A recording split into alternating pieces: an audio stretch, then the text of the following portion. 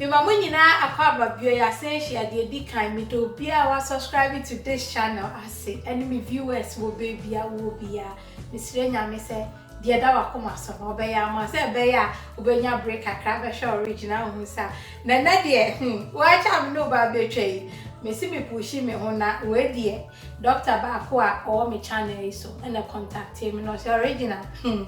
baby na me de ko na no ohye me a me mpe Waakye with bicarbonate of soda. Means what I say I have been baby a bit me nye binti dian and I met me there Waakye. I feel me to want me say hey I'm out for more tree me ankasa. Na me de nyame say through or no me create recipe me. Enti jiwakonya na me nchira de obetumi de twa Waakye recipe simple. I'll be nyam most supermarket so aho na o akwanchi om na ni ahabaina announce so ti baby a shop unya bicarbonate of soda veggie way aye healthy ekoyi enti di akonwa no na me fa nchira enti dia me wo ha say me black eye beans so aho na masoku nsuo so on no me use 2 cups enumi enti me mo nso a me ba be use ni jasmine and also ya 1 cup say ya 1/4 cup so am too far beans ni 2 cups no afa emo no 1 cup na chese ya de koyi na we de agro beso no oni so ahun beetroot so ahun na beetroot no ubenya wo shop bm supermarket bia na so kodwomu a ewo but me die cooked one me die no ya recipe na content ma nti wo fresh one abetumi yi so nti beetroot no to abomode ase de cooked one no ubeto de enye pickled one ya hye ne vinegar so ahun eno na mi enti me ya na me twa picture e de send doctor no na nije ho eno si we die original me try na show so enti hwe ono so dia o try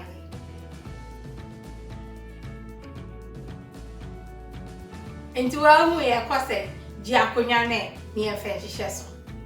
abusi afon ti say me de me beans na si so on manual so wo hye na de agu ho ema eno antemo ma so nti emfa cold water eno na bomode ase obama nsuo na dose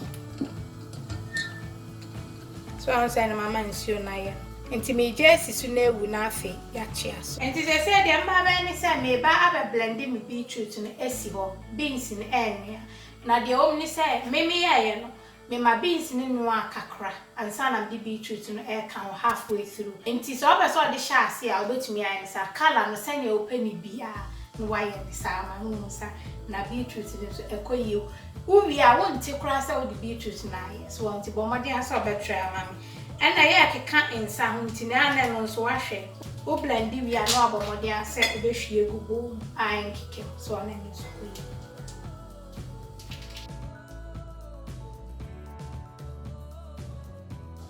nti am say na beetroot netia timi di gu me blend me mfa ni nyina me use 5 nti me rinse we ni makabo no me atwea na hwie juice ni na ikum kama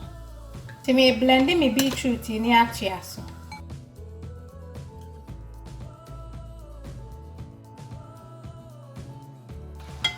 nti say na me beans ya you esisu for about 20 minutes so ahụ minute so ancestor heading nti afa na wo behwie wo beetroot na no nso nie ma blend ne kama so ti wo pekra betwetwa agu ba blend na ma kala no e ba fa nti me sanfru mu kakra beka ti hwese ne aye hwe kala no jayo ekoyi ankasa we mi se ekoyi nti no asanfru mu kama so nge bi wo mu kra na de ko na afese no wahwe ama wonsuo no ni nyina abade wo de mone fra na chese no ano so tino ejan me ma no nya din bebre ni jesi so na beans na yese aben kakra wo de ayi free don be yin no achiro to aso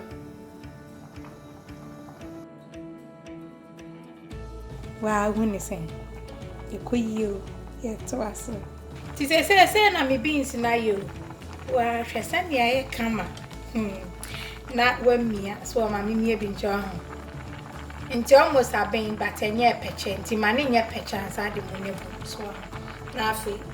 me de salt to taste egu so ti sani ope unchin bia na mo nchin ni slodi ni kakra mama nsa na afi me mo nso na ma wash wa ha sei so na me drain ti na wahwie agu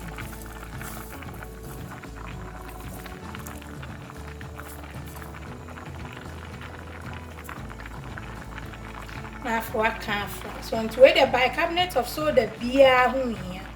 me de mo ne kan ho hwe we the healthiest waakye in town at the mufia umusa she sani aye say no me dey too low setting kra na makata so na steam na noya no ma be ya ifre ho akiro yen hwe ye waakye ye say na aye so ensio wom eme ba afi na me kan kama na afi me the parchment paper to so na just say abem bro tin me pese ensio no enu aben no so tin mai ni say wie no tin na do parchment paper to so na say foil so no akata so na steam na ye adwuma na tin me just so ma be ya ifre ho akiro ye waakye na abi yo ensio ni nyina na beta nhwe se ensio no enkogu waakye ni so wa she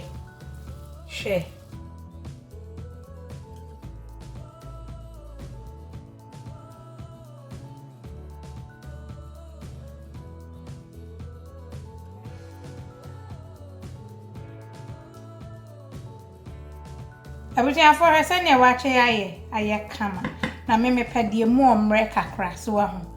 tam kakra no ti wo penisa no wa nisa so ho send ya ti no ni imra we dey excuse bi ani ho abuja for into on send ya waakye simple na we dey doctor me da wase wo so asima me gbo wudi hu sa mo mu bebre mu ya mo se mo mi di ya ma mu nya mi sa me da se for the challenge wa ho menim se ebe ma adofo so a try ama akoyi nti bomodi asa obetwa me man try a kami hu sene ti anu nti na de bia me ka cho se me kira recipe bia na won so bomodi a try no won se ekoyi ana se nti usu owo bibia odi e waakye ebetumi akokwa no abetwa me come na doctor nso ma me challenge we no ade ba akwa me sand try waakye na mo no ankoyi ama me eye so bolo leaves no so nti wo bibia odi try waakye enye bicarbonate of soda na leaves no enye beetroots nso na bi fufuro kwa no ja me comment ma mo no nti me di nya me jawo ewo bebia obi na de wo ye bia nso for do shame so any sa nya me bebe man love you, God bless.